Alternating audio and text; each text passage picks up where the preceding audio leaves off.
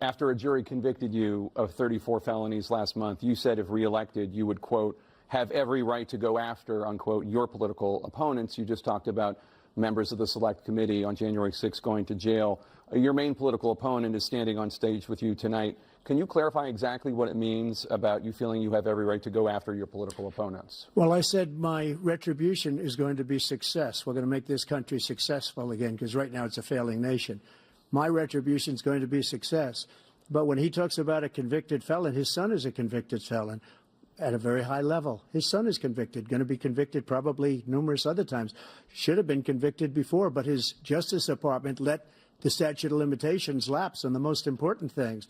But he could be a convicted felon as soon as he gets out of office. Joe could be a convicted felon with all of the things that he's done. He's done horrible things. All of the death caused at the border, telling the Ukrainian people that we're going to want $1 billion or you change the prosecutor. Otherwise, you're not getting $1 billion. If I ever said that, that's quid pro quo.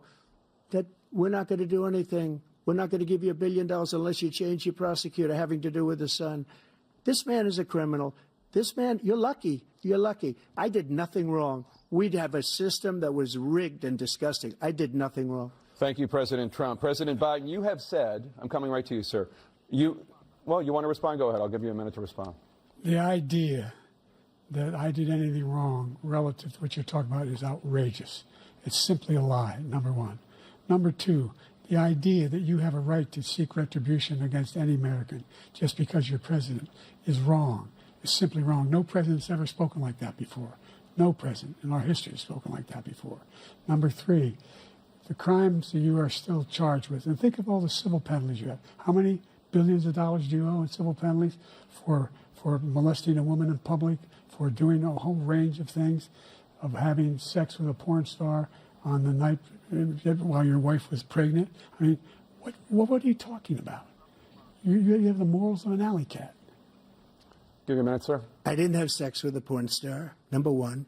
Number two, that was a case that was started and moved. They moved a high-ranking official, a DOJ, into the Manhattan DA's office to start that case. That case is going to be appealed and won. We had a very terrible judge, a horrible judge, Democrat. The prosecutor were all high-ranking Democrats, appointed people, and both the civil and the criminal.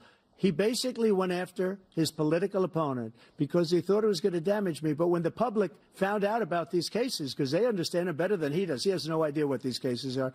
But when they found out about these cases, you know what they did? My poll numbers went up, way up. You know that because you're reporting it. And we took in more money in the last 2 weeks than we've ever taken in the history of any campaign. I don't think any campaign has ever taken. Hundreds of millions of dollars came pouring in because the public knows it's a scam, and it's a guy that's after his political opponent because he can't win fair and square. Thank you, President Trump.